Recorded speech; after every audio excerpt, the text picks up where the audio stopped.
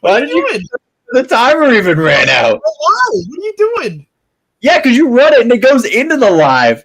So it's not just like half a second of our face. Are you kidding me? Whatever. Fucking production value. Ladies and gentlemen, boys and girls, welcome to Garbage Time with bois Sports. I am James of James Aboda, and I'm joined by the father of song and Drew. How are we doing, boys? Hello, how are you, James? Oh, I'm always fantastic. I'm feeling really good today. I think this is going to be a fun one. We are going through, we decided we're going to limit it to get some guests on. We're going to be doing one team if we can. So we're going to be talking about the Seahawks in the back end of the show. We have two guests for that, two of my close friends. We are going to be talking about our top 5 draft running backs, which is a very fun class to be talking about.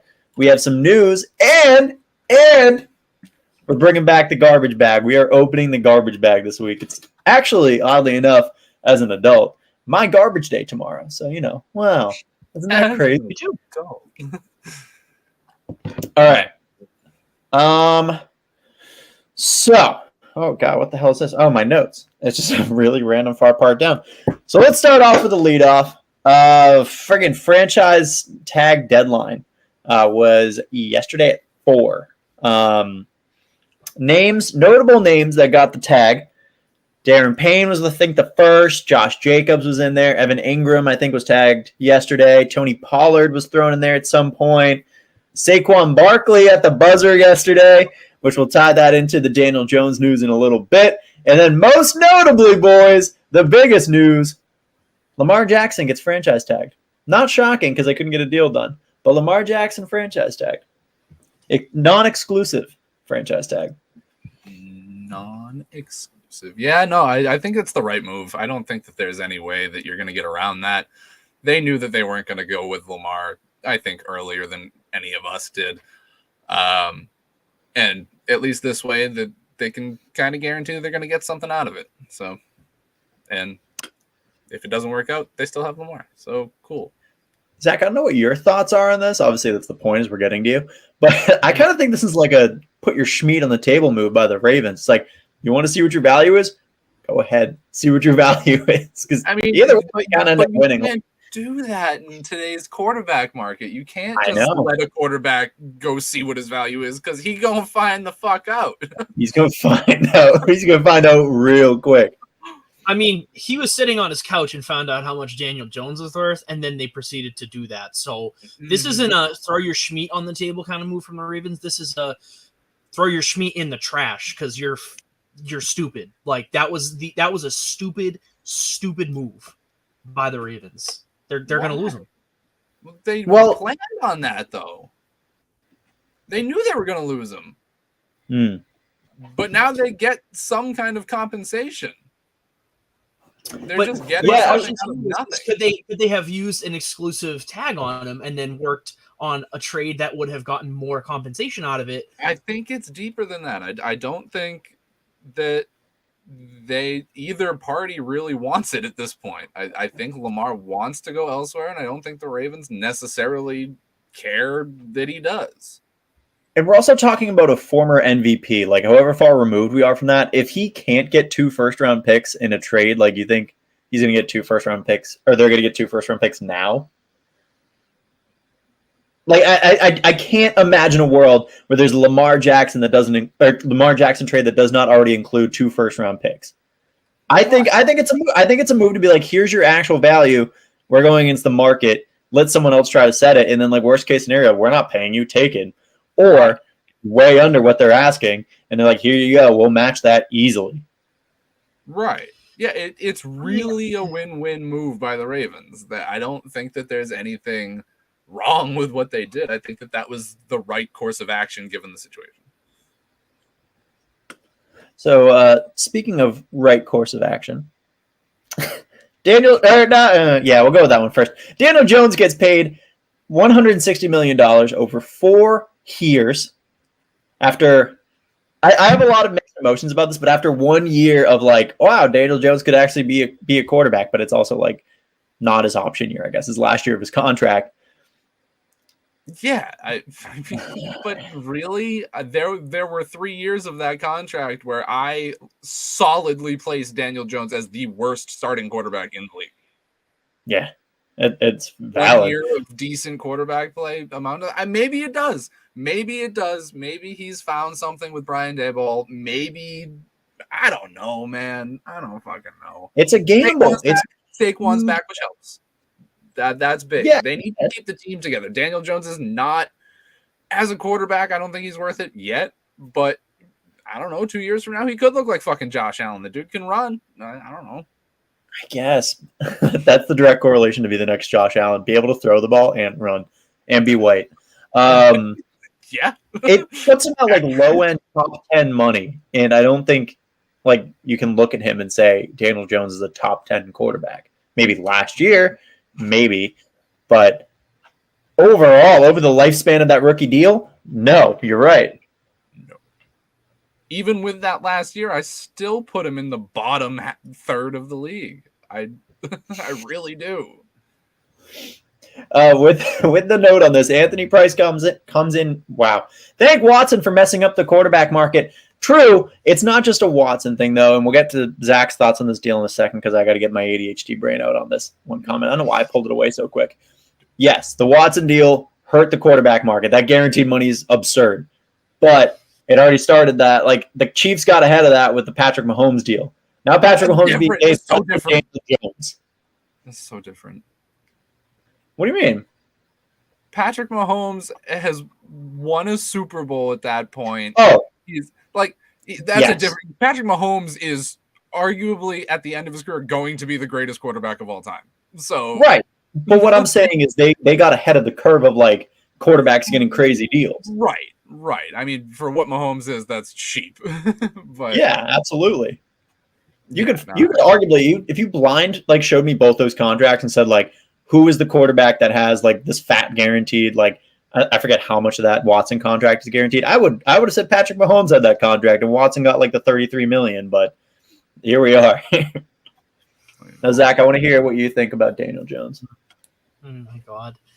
I really don't understand why the Giants continue to make these types of personnel decisions. It doesn't make any sense. He's going to revert back into a bottom feeding quarterback next year. I mean, it's going to happen. It's inevitable. I don't think we can say it's inevitable. I mean, it's his first year in a new system with a new head coach, and it worked. I don't see any reason to assume that it's just going to stop working. I think we got to give it another year. But that's what I'm saying. I don't think you give him a big ass contract like that. Give him another year. Like, be like, all right, you were good last year. Let's see it consistently. You're giving him borderline top 10 money for a player who has never touched borderline top 10. I don't care about last year. Yeah, he played in a much better system with Brian Daboll, but just no. Dumb. Again, I do agree. I think they're going to end up regretting this contract, but yeah. So let's talk about the other person that got paid before we get into the funny news. Geno Smith gets paid 3 years, 105. I think that was like 52 guaranteed or something like that. We kind of touched on this. We'll touch on it a little bit later. I just see the regression. I think it was a spark. I think it was a flash in the pan. I don't think Geno Smith keeps up this pace. Zach, if you want to lead off this one, because Drew and I keep saying "fuck you."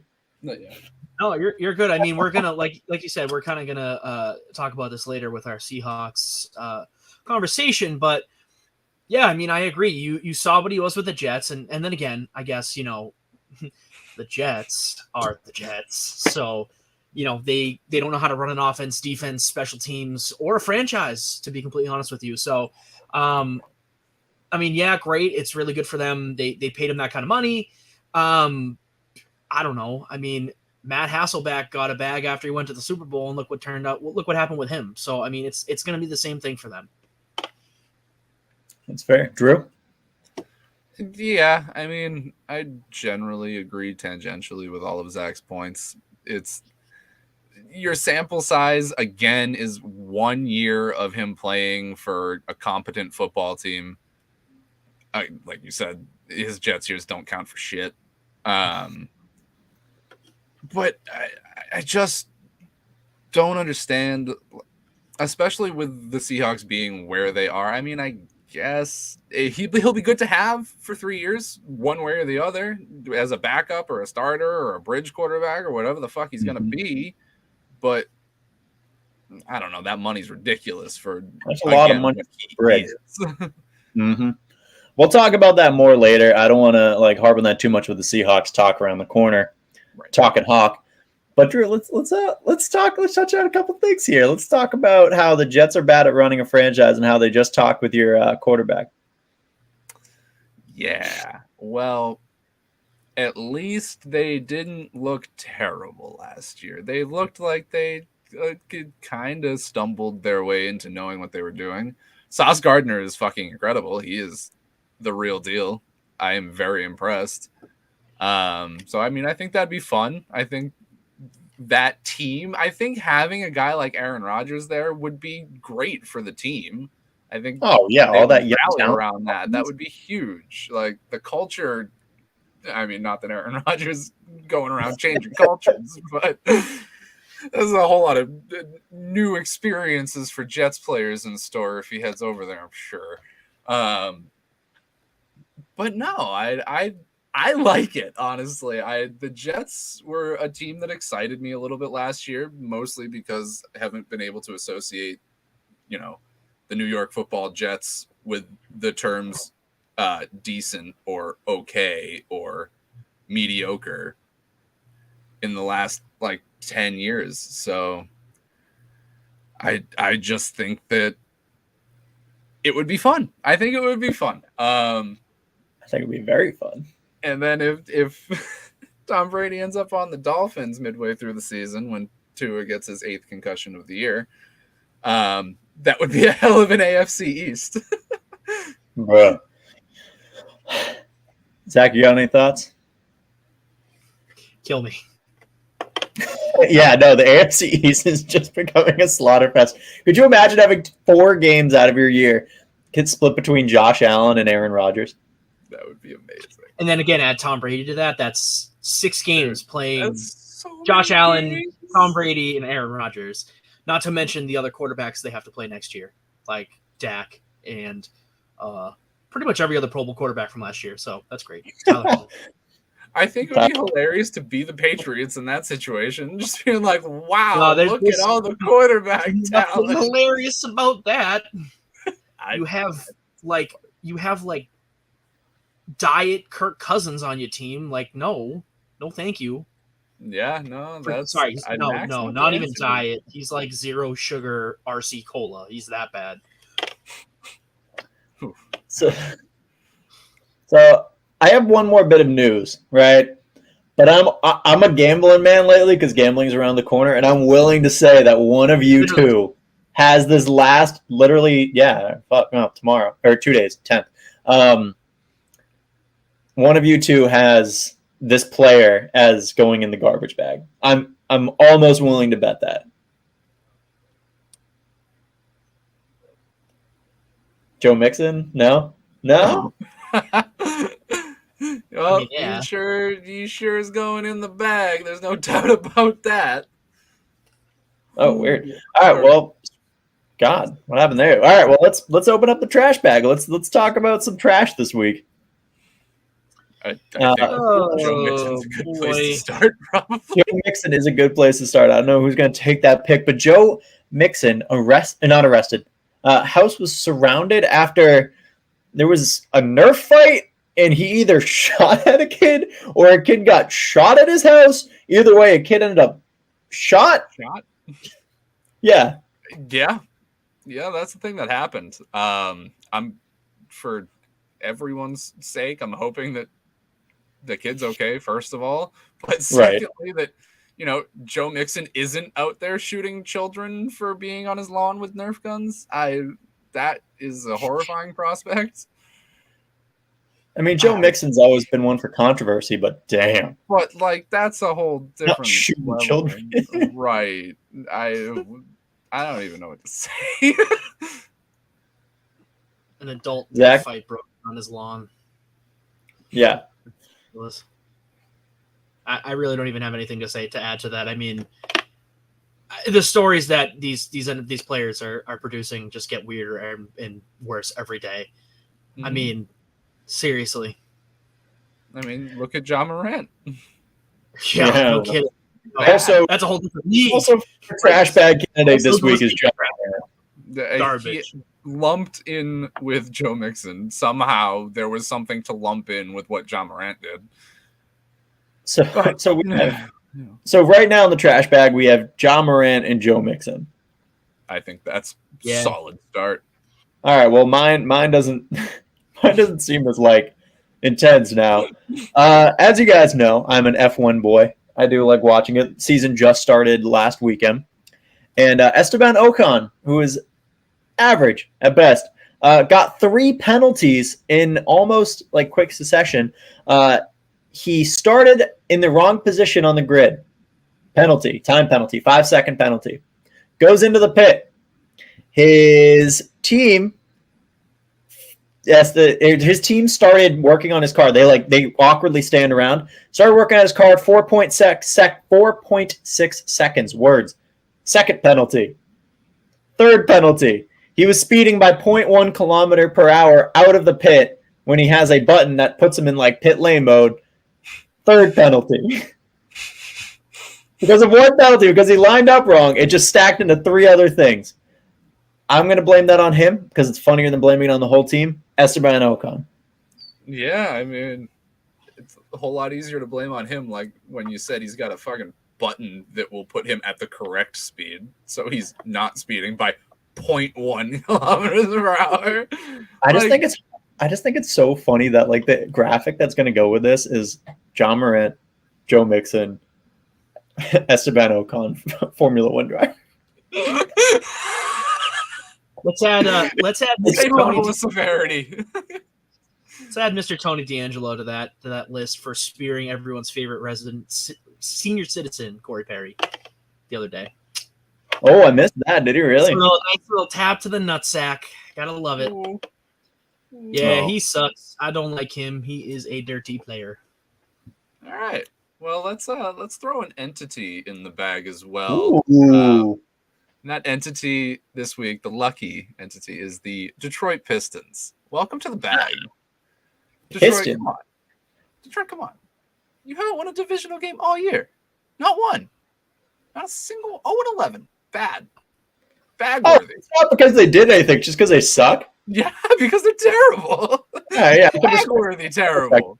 Teams, oddly enough, end up in the trash bag more often than not. I feel like we are very liberal with throwing teams in the trash. Yeah. Okay. This team has won 6 conference games this year out of 39. So sample size is there. They've been terrible recently. They're fucking, what are they? 1-9 over their last 10. Detroit's bad. They are bad. There's bad, and then there's Detroit bad, I guess. Oh, imagine being the city of Detroit or living in the city of Detroit. That just sucks. Just throw the whole city in there. God. Misery, constant misery. Yeah. Apparently, they hand out little Caesars to people at Detroit Tigers games, and then so people don't go for the baseball; they go for the free pizza. No, it gets better. It gets better. So then they end up throwing all the boxes out, just on the ground or whatnot, and then the homeless population comes in and uses the boxes and sleeps right outside the stadium. And instead of giving them food, they take the boxes away from them. Some guy comes around at 3:00 in the morning and rips all the boxes out from underneath the homeless people. I'm like, sorry, time's up. Yeah, you weren't hot and ready. These aren't hot and ready anymore. We gotta take them. These aren't fresh. The Little Caesars repo men. Yeah. All right, so pizza and sticks for you. Are we good to bring the can out to the curb, boys? Let's do it. Yeah, I think so. Just can't have shit in Detroit. All right, well, let's get into some draft day, darling, before we're talking Hawks, baby. Talking Hawks. See, when I say draft day darling, Zach, you're supposed to put the banner up. Oh no, I know. I'm doing this on purpose. Asshole. All right, so today we are talking about our top 5 running backs, one of the most stacked positions, I think, in this draft class in general. There is a lot of running backs and not a lot of openings on teams. It's a very sad thing. But the fun part about that is there's a lot of variability after the first overall, or after the RB1 for who fits into that top 5. So we're going to also, per request of Joe in the Instagram comments, he wants us to give a draft comp. So I've written a few out that hopefully will line up. We're going to find out. But we have some pro comps for these draft picks. So who wants to lead off with number 1? Who would like to do it? I have a feeling all of us are going to be picking the same person. It's so easy. I think we, yeah. It's Bijan. It's Dijon Mustard, number 1. I want a bottle of that so bad. Dijon is so good. I love Dijon Mustard. No, dude, he has his own mustard. You know that? Wait, he does? Bijan's Dijon? It's called Bijan Mustardson. Yes. It's a real thing. It was in tech. You can sell it. I love that. It's a real thing. I thought you were talking amazing. about mustard. Oh, shoot. Okay, well, I'm going to have to order a bottle of that from whatever website he purchased that off of. So, amazing. BijanMustard.com. Bijan's Dijon. That also would have been acceptable. So, yeah, Bijan, I put this as like a quick note. He's my favorite running back prospect since Saquon. He's just the whole package. He does everything right. He's got great speed. He's got great hands. He can no question, Bijan Robinson. I mean, yeah, what more is there to say? Like you said, he's the most complete running back prospect since Saquon. I mean, and man, Saquon was scary. Yeah, and like I think people, like we're talking about the pro comps, I think people try to like comp him to Saquon. I don't necessarily see that. I kind of get what they're getting at, but I think you just see like a very well-rounded running back who's like at the top of like the league or college football, and they're like Saquon. I do, however, on that same note, see more comparisons to Christian McCaffrey, so I'm going to give him the CMC comp, but I do still think he's too unique to just put like one pin on. Yeah, and I feel like you get, those types of running backs that have just defined their own style, and it's really hard to categorize them as a CMC or a Saquon or, like a Maurice Jones-Drew, which is another comparison one of these other running backs is going through right now. So, yeah, I agree. I mean, I think he's got a very unique style characterized only by Dijon Mustard. Stop. I'm sorry. It's too good. It's too good. But, all right, well, number 2, I'm sure this is where we'll divert in opinion, but. I think so. I mean, I know so. I'm currently looking at yours, but yeah, go ahead. If Drew wants to go, if Zach wants to go ahead. Let's go with a complete mystery, because I know yours and you know mine, but we don't know his. So Drew, go. All right, fair enough. I'm gonna go with what I've seen as the general number 2 here, in Jahmyr Gibbs. I think that he is probably, the talent is so there. He's so quick, so agile. And I mean, do Bama running backs miss really, other than one? Yeah, like Kenyon Drake. One. Well, I mean, Kenyon Drake's good. Teams just don't know how to use him. Oh, you're talking about Richardson, aren't you? Yes. Yes, I am. Like a little too short-sighted on that one. Yeah, fair. I think I try to keep Trenton Richardson out of my brain. Yeah. I don't blame you for a single second. The whole Trenty boy. Yeah. Drew, I'm going to agree with you. I'm going Jahmyr Gibbs as my number 2. Just for more comps on that, or player comps, people are comparing him to Alvin Kamara 2.0, or my personal favorite, a faster Debo. That also plays. So I don't hate that. One actually.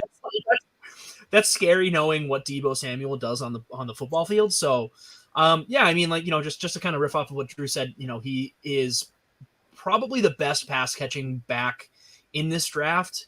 And to pair it up kind of with, his ability to rush in all 3 zones. So yeah. Jahmyr. Give me Jameer. So sneak preview. I have Jahmyr Gibbs at 3. I do like him. I think he's very like easy to mold into just like any system. I think a lot of these guys, minus Bijan, like you need to find the right spot. I feel like Jahmyr Gibbs like just fits whatever you want to do. Insane balance too. The stuff that guy did at Bama, stuff he did at Georgia Tech is absurd. But my number 2 is actually, I think Zach's number 3. It is Devin Achane from Texas A&M. I just have a soft spot. I think it's because I was like an elementary school brain where like the fastest kid was the coolest. This dude is so fast on game tape, and he's just a home run hitter. Like, you know how much I love those like college home run hitters.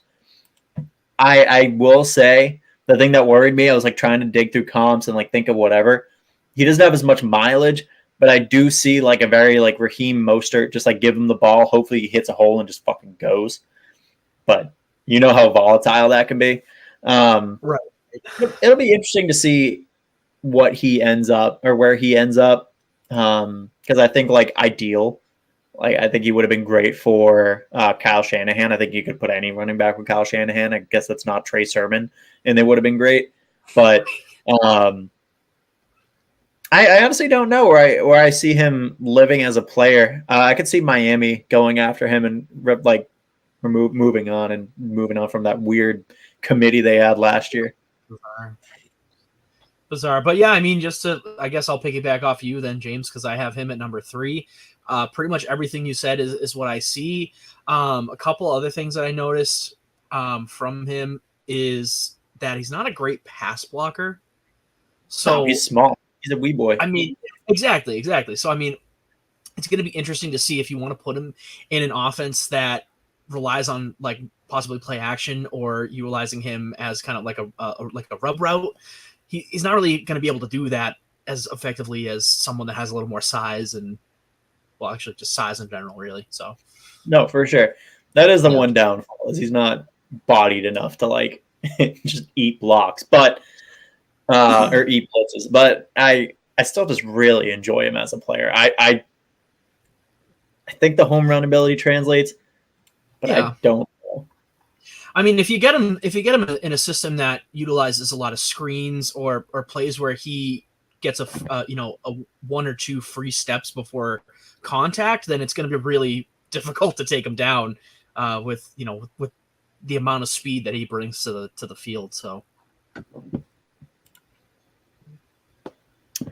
Drew, do you have a differing opinion? Sorry, I didn't realize I was supposed to hand it off. No, I didn't know. I was letting it rock. I was hoping. Nope. My number 3 is also Devin Achane. Like you said, that big playability, especially in today's NFL, can't be overlooked with how much emphasis is placed on speed, skill, and making people miss. A lot of other runners in this league, but draft, that are not, power backs, but aren't burners. Mm-hmm. Don't have the quickness necessarily. But yeah, for all the reasons you mentioned, but can I go into my number 4? Hell yeah, brother. Yay. I like Tank. Tank's my dude. Love me some Tank. Just again, a super talented, compact runner, great decision-making skills, and the speed to take it home. Not mind-blowing, but solid especially for a dude that's his size. I like Tank. And all-time name. God, come on. I mean, obviously, yeah, there's actually, funny enough, there's multiple Tanks in this draft. Oh yeah, Tank Dell. Tank Dell, yeah. If only one of them was projected to be the number 1 overall pick, then teams could have been tanking for Tank. It's really a shame, but one of the top corners next year will be Kool-Aid McKinstry, so get ready for that. I know Kool-Aid. Really, I just can't wait for Jacob. Excellent return specialist round now. I think he's 2 excellent. Years out. Yeah, it's tough. I hope they picked a good flavor of Kool-Aid for him. But just to kind of riff off that, my number 4, Drew, is also Tank Bigsby. Yes. I don't know what it is about him, but his ability to just burst past the secondary is ridiculous. especially linebackers, and kind of going into hold on, I'm gonna get my notes here, but he lets the play develop. It's something that you really need in an NFL level running back, especially inside the tackles. Some of these other running backs have difficulty letting the play develop, and they get a little antsy behind the line. It seems as though he lets the plays develop and then is able to just hit the hole really, really hard and fast. Dude, the other crazy thing about his game, I have him at 5, but spoiler, he just doesn't go down easily. Like, and it's not just like he trucks through people. He just legitimately bounces off tackles. Like, if you try tripping him up or something, he is so balanced, and his like center of gravity is so good. I don't know what you say for center of gravity, but he just like lower. The lower it is, yeah. Well, I mean, his gravity. They literally just compare him to a bowling ball. I mean, he's small, but he is a bowling ball. I mean, every other player on that field is just a pin to him. He doesn't go down. Some may say he's a tank. No, I don't think so. No tank. No, okay, all right. I mean, I believe that. I know that your player comparison to him was also Alvin Kamara. It's just so many people I could see the Alvin Kamara thing, and the balance is what like locks me on that. I mean, the only running back that I could think about that compares to him is MJD, Maurice Jones. Ooh, other man like a bowling ball. I mean, that dude ran like a bowling ball. He did. So he did. I can see the comparisons between the two of them, and pretty much anyone that picks up is going to get that style of running back, and it's fun as hell to watch. So my number 4 is what we're on. Is actually Tajay Spears. Tajay Spears out of Tulane. He had a fantastic combine, not fantastic. We had a fantastic Senior Bowl, a really good combine. He's increased his stock tremendously. The funnest thing about him, he's another home run hitter, but he doesn't he's on a smaller frame, but what he does is just these little little head movements, little twitches, and he just loses people. Like, people are on skates around him. He did it to USC, and it was insane to watch. There's questions about his pass catching. There's questions about his size, and at every turn, he's been able to show up and prove everything wrong about that. I love that. I just feel like the underdog. I have him comped to a lighter Aaron Jones. I don't think he has Aaron Jones. I could see running through someone. I don't know if Drew, if you've ever watched Aaron Jones, but Tajay Spears, I just don't think he has that power on his frame. Anthony Price comes in. Tajay Spears is the next Elijah Mitchell. I don't know if that's good or not. If we're on the same path, I like it. But if it's on the same career path, I don't know if I'm necessarily in love with that. Yeah, that's fair. That's very fair. That's kind of a scary comparison, I guess. What? Yeah, number 5. I mean, we're at the last of the list. You, James, who was your number 5 again? Tank? Yep. No, Tank. Awkward. Yeah, so I said Tank. All right, Drew, who's your number 5? Number 5, I like Zach Charbonnet. I do. Again, I'm an all-around running back kind of guy, so I'm going to go with guys that are all-around running back kind of guys. And the guys on my list are all-around running back kind of guys. I've watched That's what I have to say about that. I've watched an absurd amount of Zach Charbonnet. He is so good. He's very fun, and he barely missed my cut, but that's because I like Tajay Spears. Yeah, no, I totally get that. That makes sense. Yeah, I mean, the best thing about him is that, he just has what seems to me is an unlimited motor. I mean, he just continues to churn his legs. He fights for yardage in short down situations. I mean, he's reliable. Yep. Going to be an excellent third down back in this league. Can't deny it. Boom. Yeah, I mean, other honorable mentions I would say would be Sean Tucker out of Syracuse. I like Roschon Johnson a lot, but I don't think a lot of people are in love with Roschon Johnson. Sneaky Keandre Miller fan. Yeah, Keandre Miller, Zach Evans. There's a lot of. There's so It's many. just Kenny like Mac. there's like a Kenny McIntosh. there's like a good top 3 or 4, really, even a top 5 if we really want to talk about it in that mix. But I mean, just even the top 10 are all graded so close within each other, weight, size, measurables, everything. So. And then my man Deuce Vaughn, 5'5" Deuce Vaughn. I want him to be good so bad. I just want him to be good. Dion Lewis comp. Come on. I think he's actually I think he's gotten the Darren Sproles, but I think that's just weak. I think that's weak analysis, but it's just like special teams ace, whatever. Yeah, well, those are our top 5 running backs. Wow. All right. So we're moving on. I sent the invite out to the other person. Unfortunately, they're not here yet, not ready. But that's fine. No, that's fine. That's fine. That's cool. That's fine. That's fine. Did we have any questions that were asked of us this week besides? No, it was just the pro comp one. Unfortunately. Okay. All right, he is typing in the chat. But while he is potentially joining, I'm going to add in one of my friends. I've been on his pod. He's his first time on the pod. Brayden from NoBullSports. Welcome to the first ever Talkin' Hawks. That's what we're going to call our yearly segment where we talk about the Seahawks. Once a year. Seahawks all day. So there we go. So I don't know if you know how certain podcasts run. I've heard this somewhere before. We have some questions laid out for you guys. We're going to be talking Seahawks. It'll be a casual conversation. But, it can go this is my thing. It's an original. It can go as long or as short as you want, Brayden. We'll just let it rock. I feel like I say that before every interview, too.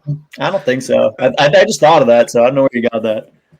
I just want to. I'm sorry I couldn't get Lofa on. It's all right. We're only going to hold it against you a little bit. That's fine. It's fine. No, never any resentment towards you, Brayden. So, I mean, I think the biggest thing to talk about, we'll get Colds in here shortly, apparently, from Jack and Can. But, Brayden, let's talk about the Geno deal. Because I know you were excited about it, right? As a Seahawks fan, you were amped to see him come back. The spectrum of two sides, because I bet you Colbs is not going to be excited. Because he hasn't really said anything about it, but he wasn't a big Geno fan to begin with. I rode with Geno all season. But I think it's a friendly deal. He's only set to make $25 million in the first year, with the opportunity of incentives of making up to $54 million. So long term, it's a short term fix. I think we can go and get a quarterback late this draft, and he can sit behind him and let him ride out for at least 2 years. So I'm pumped. That would be the ideal thing, right? Is get a guy, get a project, hopefully develop him, see him some time maybe, and whatever. But Geno was part of this insane year that you guys put together. I can't begin to understand if it was just one thing that we won't talk about, one person who shall not be named that was this toxic factor. But every expert that you saw on ESPN and everything was expecting the Seahawks to be a bottom 3 team, and here you are making the playoffs. And honestly, given 49er, oh no, I kind of went belly up. But you put out 2 people that were rookie of the year candidates. You built a solid team off of one draft. What was the overall feel about that? What did you honestly think this team was going to be in the position they were in when you were looking at this early 2022? I was actually looking because the trade happened today. Officially or something like that, because I posted about it on my Instagram. I was like, sweet, last place, here we come. That's what I had posted. And then I changed tunes really quick because I was a huge Geno fan from the start of the season. I said, give him a chance. I think we're going to surprise people. And we started off hot and kind of fizzled out towards the end of the year. So did I think we were going to be as good as we were? No. But I also didn't think we were only going to win 2 games like everyone was saying. And I kind of kept that voice and that noise all season long, even when we lost to the 49ers in the playoffs. I was annoying about it. It's like, you guys said we were gonna suck, and guess who didn't suck? We did. So yeah, you mean who expected that? Honestly, I mean, like, let's be honest, 2 to 3 games was a low mark, but you came out and you shocked the world. I mean, you know me, like we talked ad nauseum about how much I love Tariq Woolen, how much I thought Charles Cross was going to be solid, and Abram Lucas I thought was like an underrated prospect, but I also thought they were like 2 years out from being anything like worthwhile in the NFL, and you put out two rookie tackles and got solid production out of both of them. 1 sack all year. They only let up 1 sack all year. That's like, you don't get that. You don't hit that well in a draft class often. I remember you were excited for the Cross because we did that live for the draft. That Cross pickup I was excited about because that's what we finally needed. That was our biggest problem, was our offensive line. We had all the other weapons. I mean, the cherry on top was K9. K9 was definitely the cherry, but it's because no one knew about Carson. So, I don't know. I think we kind of got lucky, but Seattle also finds those hidden gems. They've done it multiple times. In 2012, we had the Russell Wilson, Bobby Wagner draft. We did it again. So maybe a 2012 kind of feel right now. Wow. So, yeah, I mean, we've kind of joked about that too, but are the Seahawks legitimately on a path to get back to like a Legion of Boom 2.0? Like with Kobe, with Tariq. Obviously, you need some help on the D line. You need some linebacker help, but Bobby's coming back. That's going to happen. I have a gut feeling that's going to happen. But yeah, I think we are on track to have something special. And I have an inside source who thinks this is the 2012 kind of feels, and he was on that 2012 team. So if anyone knows, it's him. So, well, let me.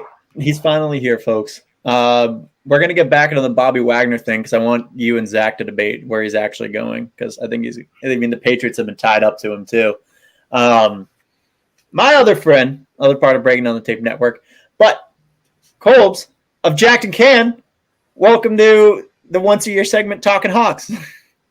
Hey, how we doing? It's nice to be here. It's always good to be here for the annual one time only that the Seahawks are talked about. On this show. That's it. We won't acknowledge the Seahawks the rest of the year, but we want to at least do like our due diligence. So you get 30 minutes. Oh, well, that's fair. I mean, honestly, it's only about 1/30 of the NFL, so about 30 minutes is probably accurate. Yeah, exactly. See, you get it. You understand. There's math behind it. Somewhere. There's some math. It might not be good math. So, Cobes, we were just touching on it before. Brayden thinks you're going to have a differing opinion, but we kind of, the trio up here talked about the Geno deal a little bit. I want to get your thoughts because we were thinking back to when you were not exactly ecstatic about Geno being your starter day one. Yeah, honestly, I wouldn't have been necessarily thrilled with the money if it wasn't for the fact that we have the cap space currently and that we're not going to need to use it in the next, say, 2 years. If we were in that kind of scenario, I would think about it differently, but I'm okay with it for the time being, just because we do have the ability to give him that money and still have some left over. We can still go out in free agency and continue to add to the roster. So it doesn't hurt us in the short term. And additionally, I don't think that we have an answer that's going to be QB1 going into next season if it's not Geno. So I think it makes sense for now. If it were a scenario where we didn't have that cap space or we signed him to, say, a 5 or 6 year deal, I would feel much differently about it. But I think 3 years for a decent bit of money, I think that works for us right now. I saw it's $105 million. I think we can live with that. Hopefully we're not trying to play that into that third year too seriously, but I like it for the next 2 years. And we kind of touched on this too. With Brayden, but obviously I want to hear your thoughts. I want to get 2 different perspectives of Seahawk fans here. Like we talked about, Geno was your day one starter. Like early 2022, did you see this team having 2 Rookie of the Year candidates, a playoff berth, and just the amount of success that they had in comparison to where everybody put you guys at 2 wins? I think was like no. I myself, Jimmy, had us having 3 or 4 wins. I thought we were going to be the absolute garbage pit of the NFL. Going into this last season, I thought it was a joke that we were throwing Geno Smith out there in the first place. I thought everything about it was terrible. I thought Kenneth Walker was probably going to be solid. I mean, that panned out pretty well. And yeah, we've obviously shown that we can draft, especially at the corner position, later rounds in the draft over the years. But I still, every time we draft a corner late, I don't think anything of them, even though I've seen time and time again these guys pan out for us. So I didn't see anybody on the defense being a defensive rookie of the year candidate. Tariq Woolen was a total shock to me. And no, I didn't see any of this success all in all. I really thought we were going to be – I thought we'd be picking top 5 in the draft, but with our own pick. Yeah, right. What a wild turn of events. Is there any like resentment in your body towards Russell? Or I know Brayden doesn't have any resentment in his heart. No. Never mind. Yes, he does. This guy is the only time that he lies in his whole life is his having resentment for Russell Wilson. He will tell you that he holds nothing, and yet at every turn he is taking shots at this guy. No, man, I thank Russell for everything that I got out of him. It's the only Super Bowl I've ever gotten to experience. Of course I love Russ. He's kind of different. He's kind of weird. Seems pretty unlikable, I'll be honest. I love him. He's my guy. He won me a Super Bowl. I think Drew and the Packers. I don't hate him. I don't hate him. I just kind of had hard feelings towards it because he was kind of a douchebag. Like, pardon my French, but he was a douchebag, and it's clear. Look at how many of the players are coming back around now, and I think that's kind of why Geno was so successful, is because it wasn't just I kind of guy. I'm the boss. I'm kind of this guy. He's a team player, and that's Russ's biggest issue. And you saw it with Denver. Offensive linemen don't just let defensive linemen go through and then not pick you up after you've been sacked. I'm just saying. Grass isn't always greener. It's definitely not, especially in Mile High. It's rocky at best over there. I think Sean Payton has his work cut out with Russ. But Zach, were you going to say something there? No, I'm just absorbing all the information put in front of me, and all I can think about is every time he said Broncos country, let's ride, every time there was just more of a sad look on his face. It just continued to droop. The Subway ads, dude. It's stained in my mind. It's stained. He knew how that ride was going, man. Oh my God. He knew it wasn't going anywhere good. Oh my God.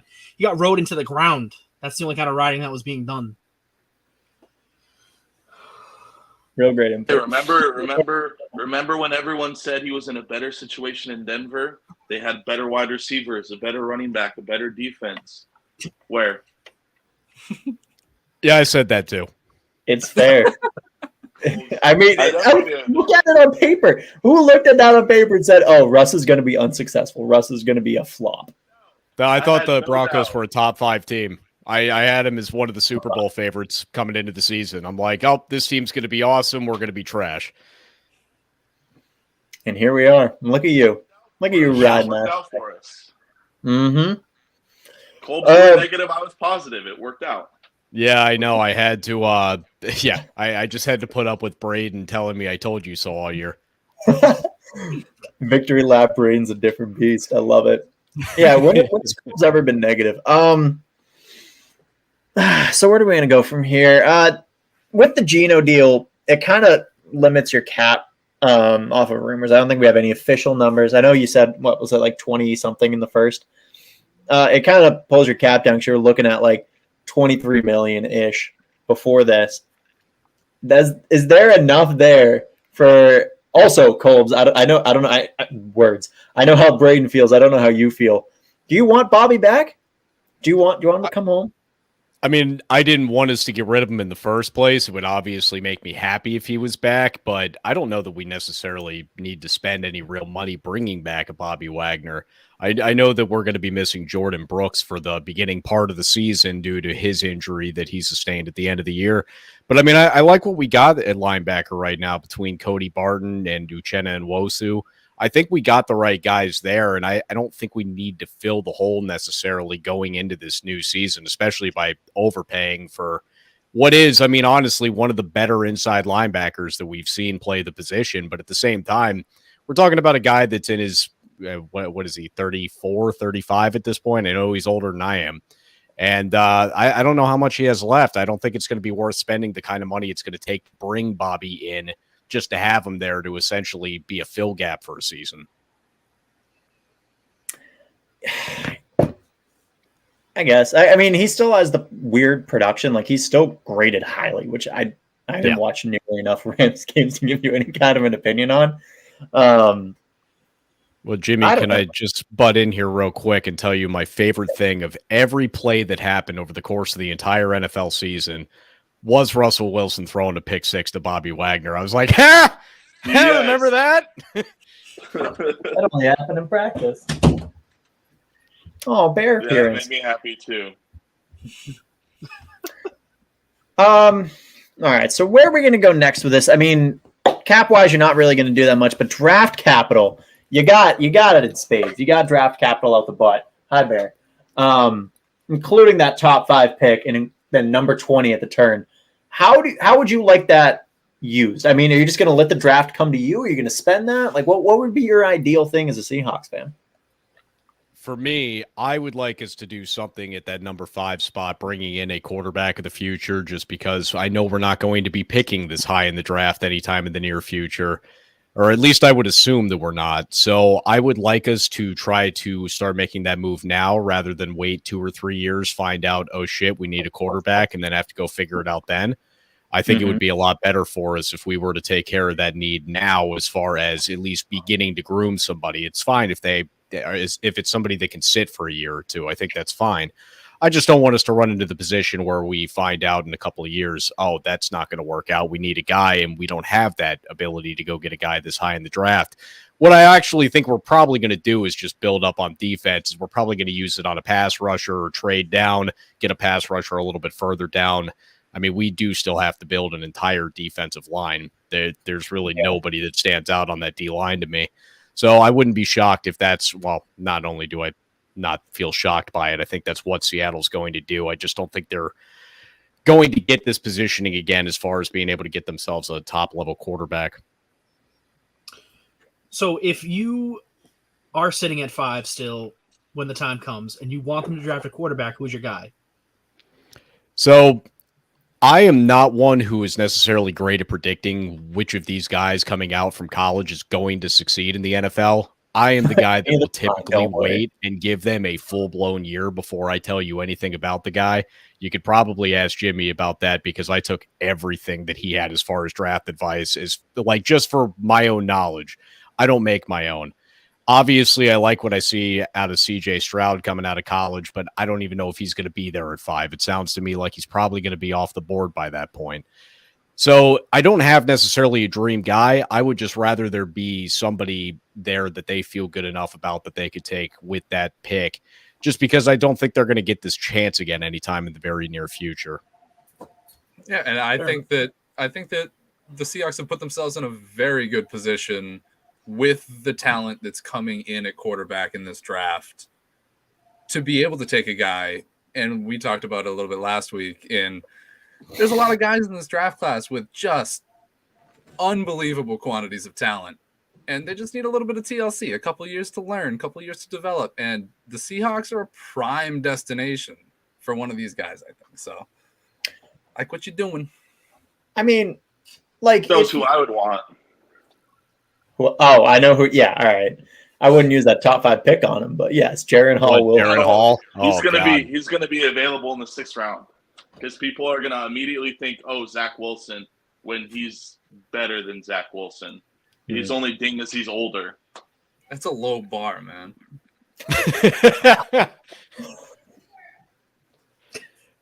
I watch BYU religiously, no pun intended there, but Jaren Hall is going to be someone to look for. Like, and I've seen the Packers as linked as trying to get him late in the draft too. I think with the whole uncertainty there, I don't know.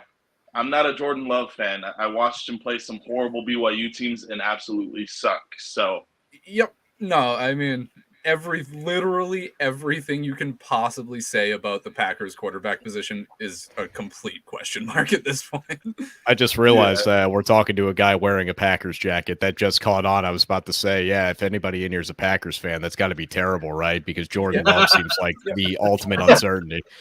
Yeah. Not thrilled about it, especially given the capital invested in him, but it's going to be a ride. He's like, it's great. I fucking hate it. It's gonna be a rough go for you, Drew. It's not looking positive. Nope. I don't know. I think like if you were gonna go for a quarterback at that position, it might honestly be worthwhile to drop back on that pick and get Anthony Richardson. Like get Will Levis, get a dude that has the tools, that needs to develop. And let them work because they're raw. They are raw. They are still heart beating meat raw. Nice. Tell me more slowly. Yeah. You want me to whisper it into the mic? Yeah, ASMR. if you could. Yeah. Mic's too far. I'm not going that close to the screen. Save that for the glide. If you're going to go that way, which does not seem a popular option for a lot of Seahawks fans, draft content has been pouring out. Anybody who drafts a quarterback to the Seahawks gets yelled at by 12-year-olds. I honestly I don't think we should. Controversy. A little split between the Talking Hawks hosts. I didn't hear what he said. Hey, Colbs. He doesn't think if Jalen Carter is available at 5, because it is a misdemeanor. I'm not trying to justify what he's being accused of. Because he's one of those guys that could change the line. Would you risk it? So the way I've always viewed this, Brayden, is football is a business. And even though I don't have to agree with whatever somebody's doing off the field, I might not like it. But if the team's going to draft the dude, well, he's going to be there. What am I going to do? Root for everybody on the roster except for him? If he's going to change the line, you bring him in and change the line. It's a business. It's not a social club. We're not hanging out here going, oh, you know what, man? I really like what you did this last week. That DUI was sweet. Well, I sent James the latest mock draft that had him going to the Raiders. I was like, how ironic. The Raiders of all teams. So very Raiders. I know, right? Just keep the jail yard going. And by the way, Colbs, you can in fact do that. As a Browns fan, I can tell you, you are allowed to root for everyone but one player on the field. It is possible. You can. Everyone knows. If anyone can tell you that, it's this guy right here. Yeah, okay, that's fair. Man, I don't really know. I don't really have anything else for you guys, to be honest. I just want to hear some more thoughts on the season. Like, where do you go with this whole Geno deal? Like, do you draft a wide receiver because Tyler Lockett's aging out? DK Metcalf is going to have to get paid next. DK just got paid. Okay, yeah. DK got paid. Never mind. I forgot about that deal, but fuck you, whatever. I also said to like Zack and Drew before this, I was like, oh, we should definitely try to keep it a little less vulgar, and I just dropped a straight F-bomb. But anyway, whatever. We're already thrown out on that ranking. Drew, what were you going to say? Oh, I was just going to say one of the areas that we haven't touched on yet, one of the few that stands out to me, is running back depth. Something that the Seahawks have had a lot of trouble with the past couple of years. Now, a lot of that's the product of the offensive line, is keeping running backs healthy. Behind K9, you're looking at, DJ Dallas and Godwin, whatever his last name is. Travis Homer. Don't forget about Travis Homer. Is he still on the team? Yeah, he's still there. He's mostly special teams. All right. I'd say they don't have the money to bring Penny back at this point. No, and honestly, at this point, by the way, I like Rashad Penny. I like Rashad Penny a lot. We got two Pennies. He's mostly probably the pick that I got the most pissed off at when it happened. And so every year when I see him hurt again and again and again and again, and just every time it's something, it just bothers me beyond anything else. Keep in mind, at the time the Seahawks drafted Rashad Penny, they had traded back in the draft that year they could have had at what was their number one pick. They could have had their choice of Calvin Ridley or Isaiah Wynn when we didn't have anything going on the offensive line at that time. So it would have been really sweet to have a nice tackle in there, or, Calvin Ridley. And instead we got this Mountain West running back who gets hurt after every couple of plays. I'm not going to lie to you. You definitely don't want Isaiah Wynn. He is a bag of bricks. He's an open door. A bag of bricks because a bag of bricks is a little bit difficult to run through, and it's better than what we had. Good point. All right, fair enough. Fair enough. I mean, he came into a system that had perennial power at offensive line, and he was a bum. So, I mean, I just can't imagine what he would have been in an offensive line system that was mediocre at best. It was not even mediocre. It was terrible. I just would have loved to have had anything at the O-line there, and instead we end up with Rashad Penny. And I remember first training camp, got hurt, didn't even get to start the regular season for a couple of weeks. And I'm like, okay, cool. This is going to be the life that we just spent that number one pick on right there. As far as the running back depth goes, I don't know if that's something we are going to address during the draft, because we're going to want something other than just DJ Dallas, even though I think he's a nice backup to have. I think you're going to want a third running back there as well, just something to continue to split carries with, especially considering the Kenneth Walker has shown that, well, maybe he's going to be hurt now and again as well. And you don't want to run into the situation that you had with Chris Carson and Rashad Penny, where they're always going to be hurt, at least one of the two of them. Right.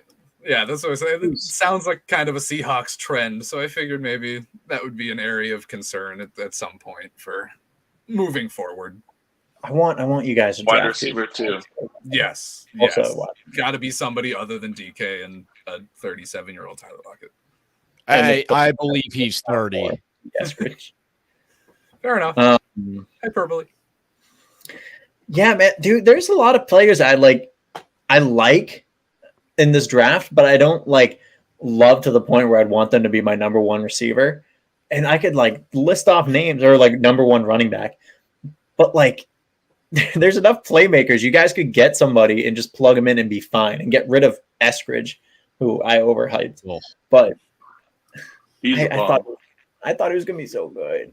Yeah, I was hoping he was, because we didn't have a first rounder that year or a third rounder, and we spent the second rounder on D. Eskridge there, who I was psyched about, once again, ignoring the offensive line problem. I'm so happy we got tackles last year.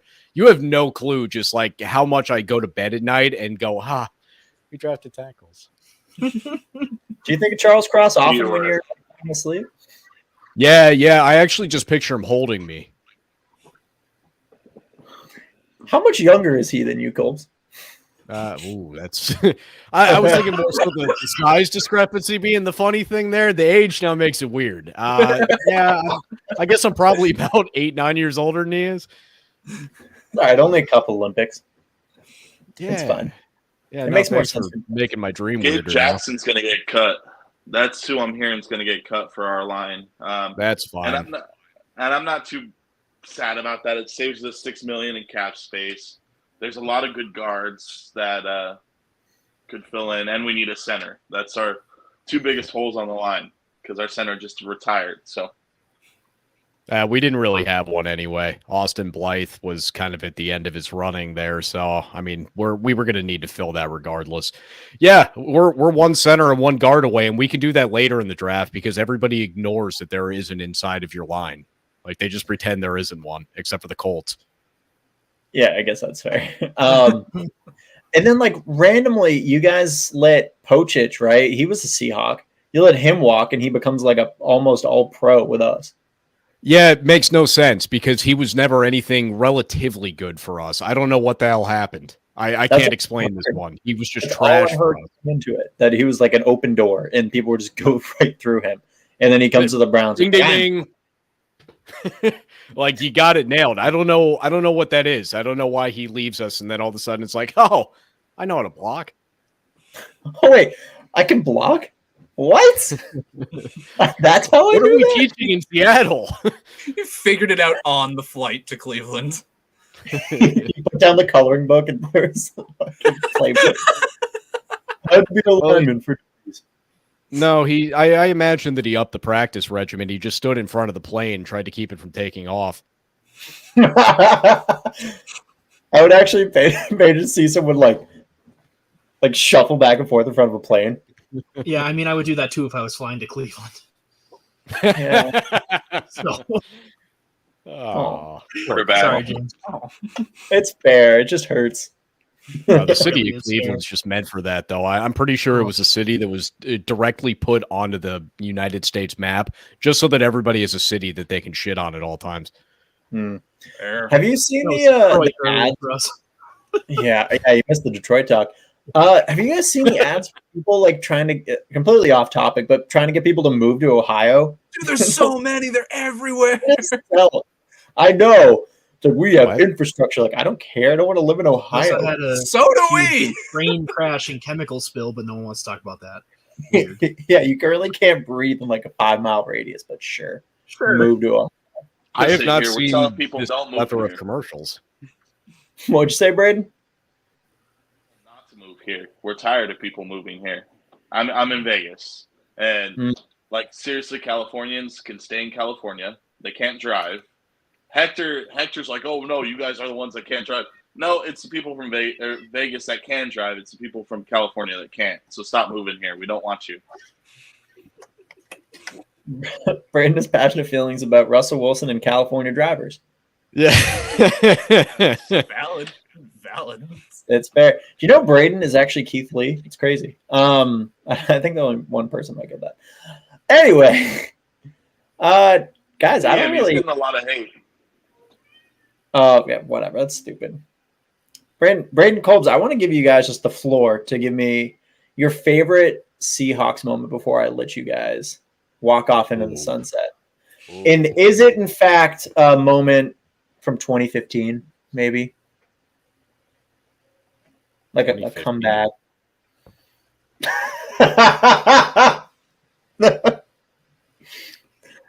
Was there like any important game that happened in 2015?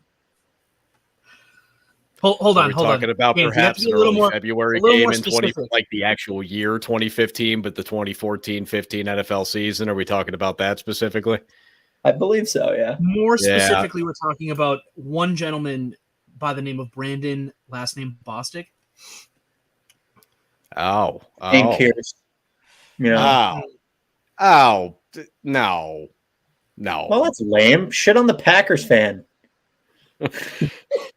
No, I mean, it's a good memory, but it's not up there for my favorites. I was at work during that. I was actually listening to it on my phone, like via radio. I was just sneaking around trying to catch the end of that one. But no, definitely wouldn't be my favorite Seahawk memory. I mean, it'd be tough not to say the Super Bowl from 2013 just wrecking the Broncos, but also that feels like it can't be like that great of a one moment because it was a 43-8 game. So, I mean, I guess if we're just going based on like singular moment, actually underrated one for me was the Fail Mary. That I was celebrating so damn hard. I was just chugging straight Captain Morgan. Why did I even show up? I knew this was gonna happen. Oh yeah, I was against you too. Stay tuned next week. We're going to be interviewing San Francisco 49er fans. Oh man, that happened. It just brings me back, man. There's a lot of ha-has in there. There's a lot of fun to be had and a lot of Clinton Dicks. That was good. I like that. Brayden, do you have anything that's not going to ruin Drew's heart? Ruin Drew's heart. So I don't know if James told you, but I'm interning with Lofoot Tutupu's podcast. Really cool dude. I've had him on my podcast, all pro linebacker for the Seahawks. So this is going to be a really basic favorite memory, but it was the Beast Quake. And why I love it so much is when I had him on my podcast, he was on that team. So I got to talk to him from a player's perspective. He was concussed, so he hardly remembers it. He just remembers being on the sideline, not really knowing what's going on, and all of a sudden they scored a touchdown. But it's still one of those iconic moments where a game we shouldn't have won, where we did, and the rest is history. Did you ask him if any of the stadium shaking threw him off because he was concussed and he wasn't really sure what was real? I should have. That would have been funny. Concussed on the sidelines. Earthquake. Oh gosh. What'd you just break? Brayden, did you ruin something? Sounds like you ruined your microphone. Oh God. It was the microphone. We've lost a Brayden. All right. Well, Oh, I get it. He's doing the Beast Quake. The live reenactment. Trust one. Jeez. All right. Well, I think we can wrap it up here. We've run long enough. Brayden's got some places to be because he's Mr. Social. Colbs, got like Brayden. 1,000 NBA bets to go check up on. I was gonna say, yeah. Colbs, Brayden, you want to promote your ish? How do I highlight you? How do I make it just? How do I make it? Hold on. I think you can. Hold on. Picture in picture. Big picture. Hold on. Nope, not me. Hold on. We got this. It's Zach. I picked Zach. Zach, promote your podcast. Hey guys, yeah. So totally check out ZachCast on Instagram and other places. All right, here we go. Stop! All right. What the highlight? This isn't me. Oh, is it me? It's definitely me. I'm not touching anything. The problem. You act like I control this shit. All right, Brayden, I don't know if your mic works or Colbs if you want to go, but either one of you, I would love for you to promote yourself. Brayden, is your mic on? It's not a good start. Oh, there it is. There he is. Can you hear me? Yes. Zach! Can you hear me? Yeah. Yes, there we go. It's bigger. Cool. Sorry, I broke my daughter's bed, so that's gonna go over well. Oh no! Yeah, she's got one of those IKEA beds. I was sitting on it because she's asleep in our bed, and it's broken now. So yeah, that was fun. Perfect timing. But I host the NoBullSports podcast. It focuses a ton on women's athletics and athletes. Go give it a listen. You can find me on Instagram at NoBullSports or all other socials the same way. But yeah, it's a ton of fun. Now, Colbs.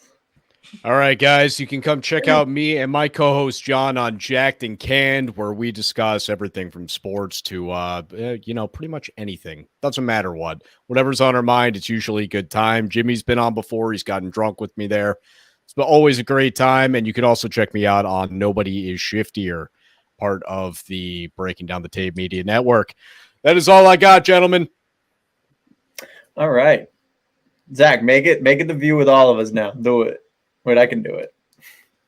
This is high quality production right here. That's what I love. That's what we're here for. It's just all the production. So Drew, Zach, final thoughts. Go for it. Just gonna keep switching the screen while you guys talk. Nobody said. No, honestly. Well, no, God, come on, let me speak now. No, it was great having you guys on. I'm super interested to see year 2 of the brand new Pete Carroll, I guess, new man's. Be very interested to see if Kenneth Walker can stay healthy for all 17 games this year. He already couldn't for one season, so. Sneak preview, we won't. I was gonna say, I'm done speaking. If anyone else wants to go. Drew?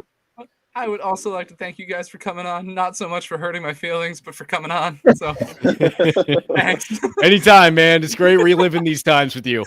Yeah, it was a blast. All right. Well, obviously, whatever. Thank you guys for showing up. What cool. It's whatever. Fine. Whatever. No, I really appreciate you guys coming on. I just love the hell out of both of you. You muted yourself, Jimmy. How did you manage to do that? I don't even. Yeah. What the hell did was it that? on purpose. Muted me. I don't control this, James. I already told you. Shut up. Yes, you do. I did not mute myself there. So you guys are more than welcome on at any time you want. We're definitely going to do this again and have you guys on at some point. Maybe. Yeah, absolutely, man. It's been a blast, and I can't wait to see you guys in the near future. I think it's going to be a great time. We'll be able to revel in the season together. Looking forward to it. All right, guys. Well, appreciate it, and thank you for joining Garbage Time. Absolutely. Stay classy, Vegas. I guess James is trying to say something, but we're going to end the broadcast before he has a chance.